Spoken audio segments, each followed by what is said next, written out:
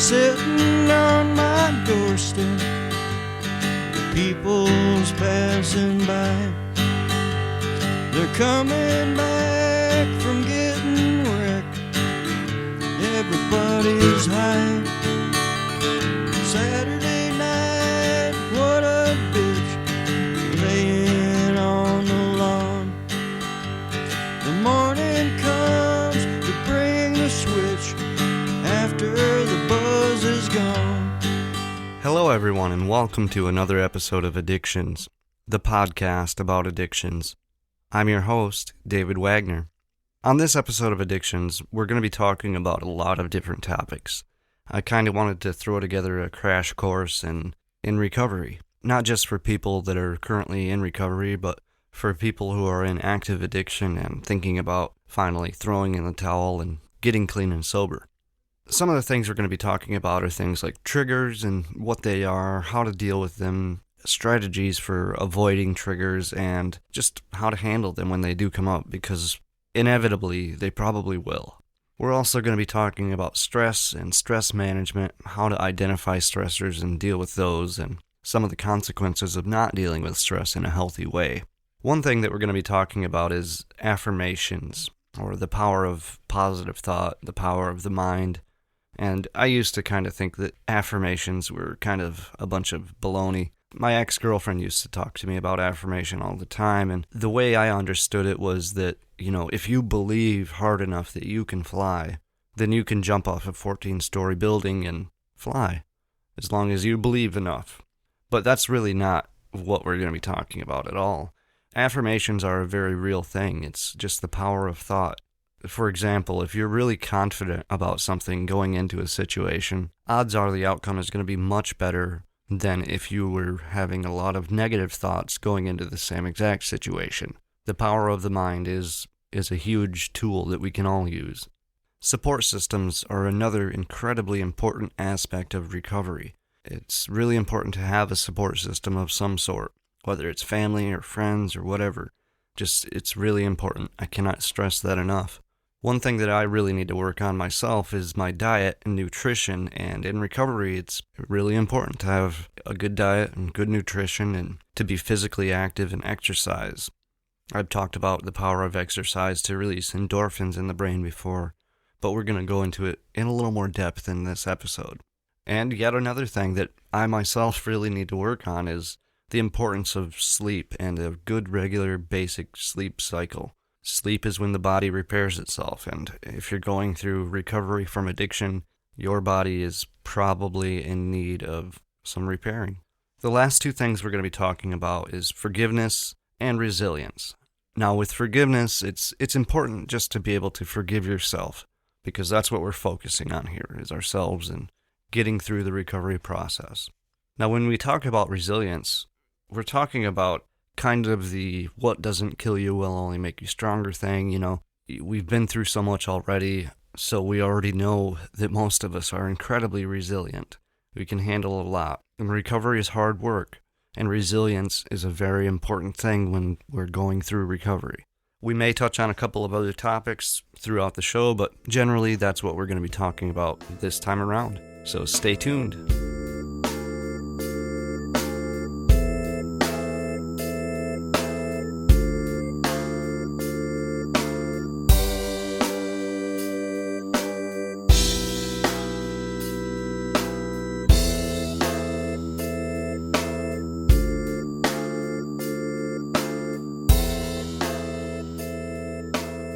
Before we get started and dive right into all of this, as always, I want to thank everyone so very much for listening to the show. It really means a lot to me, and I hope that you all enjoy it. And as always, I just want to remind everyone that to catch up on news about the show and updates and stuff like that, you can visit addictionspodcast.com, or you can follow us on Facebook at facebook.com/addictionspodcast. We are also on Twitter. You can find us there at twitter.com/addictionscast, or you can add us on Twitter by our handle, which is at addictionscast. And also on our website, addictionspodcast.com, you can find a lot of valuable resources for anyone who's seeking help with addiction or struggling with addiction. I've posted a lot of links to a lot of really reputable organizations that are there to help anyone with addiction. And if you really love the show and want to help support what we do, we have a couple of different options at addictionspodcast.com. You can make one-time donations of any amount via PayPal, and you can also join us on Patreon. At patreon.com/addictions, you can gain access to all sorts of extra audio and video content, like bloopers and outtakes like that, because I mess up quite often when I'm recording the show. But anyways, for as little as $1 a month, you can gain access to that sort of stuff, and I'm always adding more and more to that every month. So be sure and check that out. It's patreon.com/addictions. That's patreon.com/addictions. But enough of my crap. Let's get right into it. Okay, so as I said at the beginning of the intro there, I kind of wanted to make like a miniature kind of crash course in recovery, not just for people that are actually in recovery themselves, but really for anyone who's been touched by addiction in any way. Even if you're still in active addiction, a lot of this stuff is really, really valuable information to know about. And the first thing that we're going to talk about is triggers. Now, for those of you who don't know what a trigger is something that can kind of cause you to want to use or to want to do drugs or abuse alcohol or engage in whatever addictive behavior that you're recovering from. There are emotional triggers, there are environmental triggers, and these two types are kind of similar but really quite different also. Emotional triggers are things like stress and frustration, fear and anxiety, and being sad or depressed. Being around people that might use still or that remind you of using, even like places that you've been or places that you used to engage in your addictive behavior at, those are environmental triggers. Even things like paraphernalia, like pipes and stuff like that, or empty bottles of pills, those are environmental triggers. Now, when it comes to dealing with triggers, the best way to do it would be to not be exposed to them in the first place. But unfortunately, that is a hell of a lot easier said than done. Although I'm not incredibly sensitive to triggers, for me, what I try to do when a trigger does pop up and it makes me think about using opioids or that kind of stuff. One thing that I try to do is I try to distract myself. I try to get my mind away from that. Whether that means going out and going for a walk with my dog, or, sitting down and drawing a sketch or something, or playing my guitar. Keep yourself busy.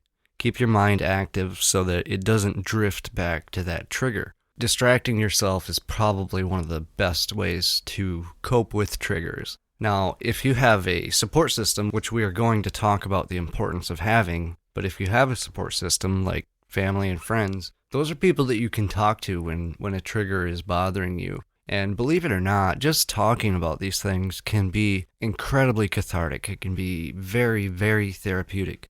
Another way to avoid or deal with triggers is to attend meetings. It doesn't have to be AA or NA. It can be some sort of support group or whatever. Another thing that you can do to cope with triggers, should you find yourself dealing with them head on, is to just remind yourself about the insanely negative consequences of giving into the triggers and using. Even if you have to make a list of things like this, that way that you can reach for this list whenever you're dealing with a trigger. Keep it in your wallet or keep it in your purse or whatever. But engaging in self-talk with yourself, telling yourself about these consequences, you could overdose or end up in jail or whatever. Just remind yourself constantly. And you have to stay vigilant. One of the things that I realized as soon as I, like day one of recovery, one of the things that I realized was that I'm going to have to be constantly vigilant for a long time against my past addiction. But when it comes to triggers, they are a real thing, and they are something that we have to be prepared to deal with. From a lot of the research that I've done, generally when people relapse back into addiction, most of the time the root of that cause was because of a trigger, whether it was an emotional trigger, an environmental trigger, or a combination of both. But generally speaking, triggers are one of the biggest reasons for relapse. So learning how to deal with and cope with all sorts of triggers that you may be sensitive to. That should be a very big priority, whether you're already in recovery or even still in active addiction and preparing yourself to get clean. Knowing how to identify triggers that bother you and then knowing how to deal with them, that is incredibly crucial, and I can't underscore that enough.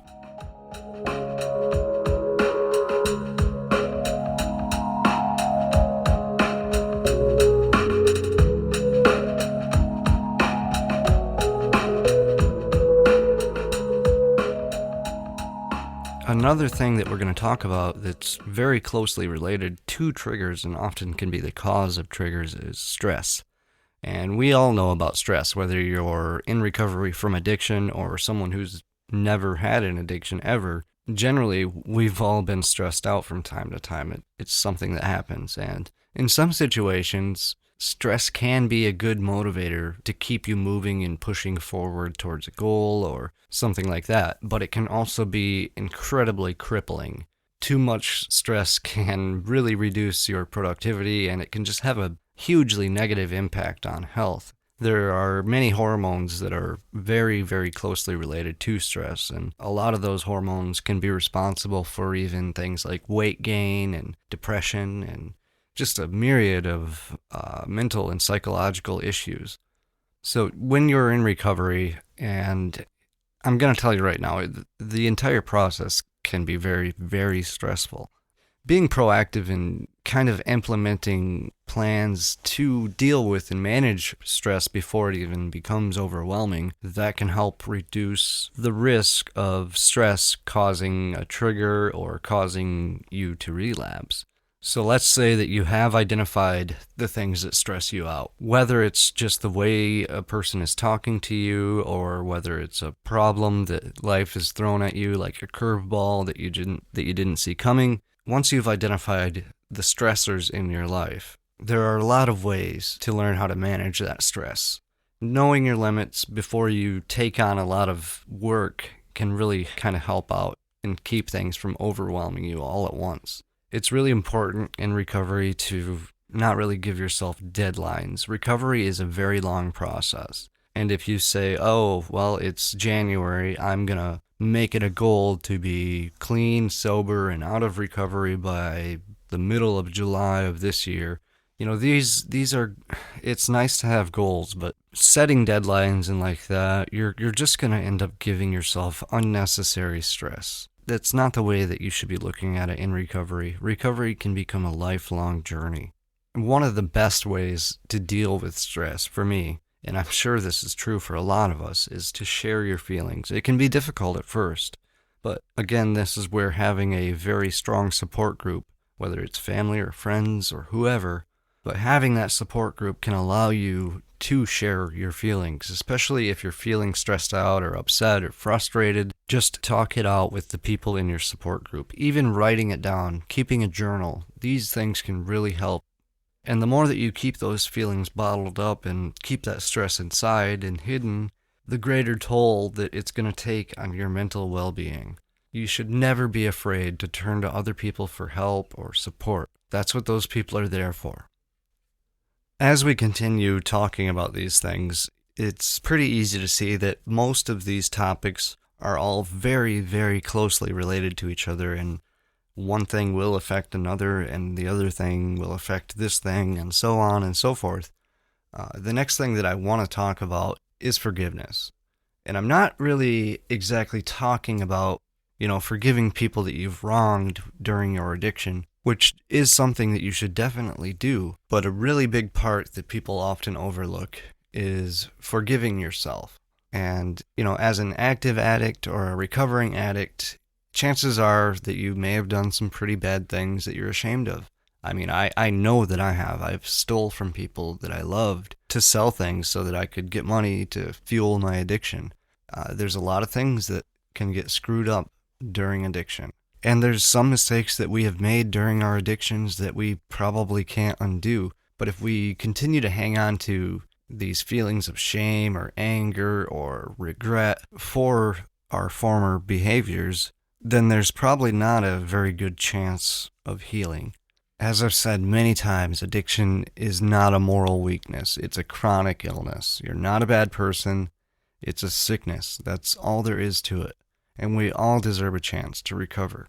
And if you can't make up for what you've done to yourself, continually punishing yourself is probably going to prevent you from making any real progress toward living a happy life. Beating yourself up over and over and over, it really blocks any hope of change, and it can prolong those feelings of shame and guilt. For many of us, it's these self-destructive thoughts and self-abuse that can often lead right back into addiction or relapse. And although it is important to forgive other people, many of these people are going to be very happy when they realize that yes, you have apologized to them, but you have also forgiven yourself. One of the best ways to start this whole process of forgiving yourself is basically to write down anything and everything that you've done and why it's causing you to be upset or angry with yourself. This can be incredibly therapeutic, and it helps you to face your past and sort out your feelings.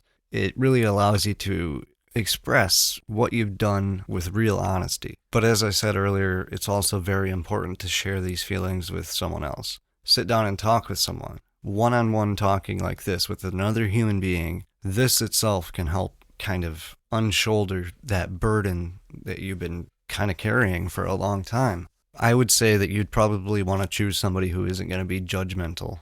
Obviously, we probably have been judging ourselves quite harshly. But once you've gotten past this point, it's time to get into the habit of giving yourself credit for whatever you have done that's right, and just take it day by day. Think of at least one thing that you did right every day and give yourself a little pat on the back. If nothing else, we all deserve a little pat on the back for our efforts to get clean and get into recovery in the first place. That's no small mountain to climb. And no one is perfect. We all make mistakes. We all screw up in life. That's what life is about. But it's important that we learn from our mistakes and that we're able to forgive ourselves. Once we all recognize that we are only human, and part of being human is making mistakes, and that we can't do anything about the past, but only strive to forgive ourselves for the mistakes and the bad choices we've made in the past, only then will we really be able to make truly better choices going forward in life. The next thing that I really wanted to talk about in addiction recovery is affirmation. Now, affirmations are generally short, positive messages that you tell yourself over and over with the goal of implanting them deep inside your brain. Kind of like planting a seed that eventually changes how you're thinking and behaving. And this is just going to give you another tool in the toolbox, just one more thing that we can turn to and use in our journey of recovery. I don't know if any of you have ever read that book when you were a kid, The Little Engine That Could.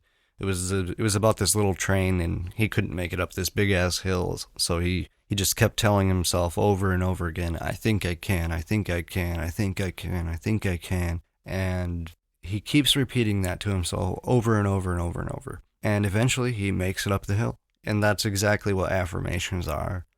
The first time that I really even heard the word affirmation used was by my ex-girlfriend. Her and I used to talk about the brain and psychology and all sorts of science-related stuff all the time. It was fantastic. But anyways, she always talked about affirmations and made it kind of seem like it was kind of a mystical, magical thing. At least that's kind of how I took it. I was probably taking her words in the wrong way. But anyways, there really isn't anything magical or mystical to it. It's a scientifically proven thing. Confidence. That's really all it boils down to. If you're confident about doing something and in your head you're doing positive self-talk and telling yourself that you can do this and that you will do this, then you're going to have a lot easier time than if you were being negative about it all the time and telling yourself, oh, this is never going to work. It's so hard. I'm never going to make it. Our next topic that we're going to be talking about is the importance of having a solid support system when you're getting into recovery. And not just when you're getting into recovery, but throughout the entire recovery process. And even when you're in active addiction, it's really important to have a solid support system. Now, a support system can be made up of really anyone, as long as they're, people that you trust, people that care about you, people that love you, people that are going to help you to point you in the right direction. These are people that when you're having a moment of weakness, you're having a craving, you can go to these people and talk to them about it. And believe me, talking about this kind of stuff can be just so incredibly helpful. It's really amazing. Now, your support system, like I said, could be your family, your friends, but, unfortunately, we don't all have family or friends that we can just reach out to with things like addiction. Fortunately, though, there are many programs out there, and you can find programs like this through AA or NA, or even like a counselor or something like that, and you can get what's called a sponsor. And your sponsor would be someone who's actually been through the recovery process more often than not. And your sponsor is someone you can go to with these issues when you're having a craving or when you're just feeling depressed or anxious or whatever, when you're dealing with withdrawal symptoms, any of that kind of stuff. And your sponsor will kind of guide you through the process. And not only that, but your sponsor will help you in finding other resources to help you through the recovery process from addiction. So again, I cannot underscore enough how important it is to have a incredibly solid support system. Now onto the stuff that I myself actually need to work on. We're talking about diet, nutrition, exercise, and sleep cycle. I actually recently started going to counseling, and through talking with my counselor, I've kind of discovered that I have a really shitty sleep cycle. Typically, I was going to bed about midnight, waking up at about 5:30 in the morning to go to work Monday through Friday. So clearly I'm not getting enough sleep, definitely. And when I really think about it, in the afternoons and evenings, I can really feel it. I'm tired, my mind is not as alert. But I would say the past 2 weeks or so, I've kind of changed things up, and it wasn't easy. But I started going to bed at about 10:30. Just that extra couple of hours has made such a huge impact on just how I feel generally. I would recommend getting solid sleep every night whenever possible, especially for when, you're going through recovery. Not only when you're going through recovery, just in life in general. A lot of people feel like when you go to sleep, you're wasting a lot of time, but let me tell you right now, your body is healing itself when you're sleeping, and that is incredibly important, and it's actually crucial during recovery. The other things that I need to work on are diet and nutrition. Prior to the car accident where I broke my left femur, my average weight was around 120, 125, and for my body type and my size, that is typically what I usually weigh. That's my normal weight. After the accident, during my recovery period from breaking my leg, I actually dropped down to about 90 pounds, which that's just unhealthy. That's not good. And since then, I've never really been able to get back past 110 pounds. Granted, I was addicted to opioids for 7 years, and that probably didn't really help when I was trying to gain the weight back, but it's not like I don't eat. I mean, I eat all the time. I love eating. I just can't gain the weight back. So that's something that I'm working on, and one thing that's really helping me out with that is I've begun starting to track my calories. Generally, for an adult male, you're looking at around 2,500 calories that you need to take in on a daily basis. And I would say for myself, with a fast metabolism and coming off of a pretty long addiction, I probably need a lot more calories than the average adult male. Now, your mileage is going to vary. Everyone is different, and our body types are all slightly different. But counting your calories, paying attention to what types of foods you eat, you want to be eating nutritious, whole foods. We're talking vegetables, we're talking meats, good stuff, not junk food. You get what you put in. The old saying that you are what you eat totally rings true here. Another thing that kind of ties in with diet and nutrition is exercise. And as I've said before, when you exercise, your brain is releasing endorphins. And these endorphins are the natural kind of feel-good chemicals that your brain produces normally when you're not suffering from addiction. And all it takes really is about, 15 to 25 minutes of really solid exercise. It could be a walk or a short run or doing push-ups or calisthenics or whatever, but just get out there and get moving. Get that brain releasing those endorphins, because those endorphins are really going to help you out when you're going through the withdrawal process. Endorphins are not going to cure or alleviate all of the symptoms from withdrawal, definitely not, but it's really going to make a difference. It really helps out.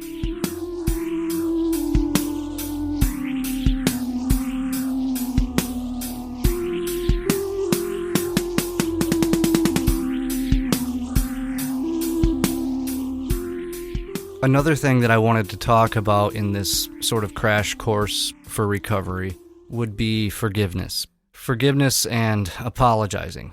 During addiction, a lot of us do a lot of stupid things and a lot of really bad things to people that we love and care about. Throughout the 7 years that I was really addicted to drugs, I was, stealing from people that I cared about, doing things to people that I probably wouldn't have done if I wasn't under the magical spell of opioid addiction. So yeah, while it is important to apologize to the people that you have hurt and done wrong to over the course of your addiction, I almost think that it's more important to forgive yourself.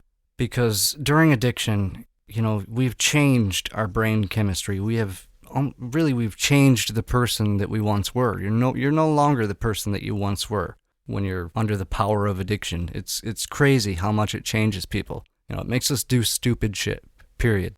And if you can't forgive yourself for the things that you've done, not only to yourself, but to other people, then it's going to be a really long and difficult road during the recovery process.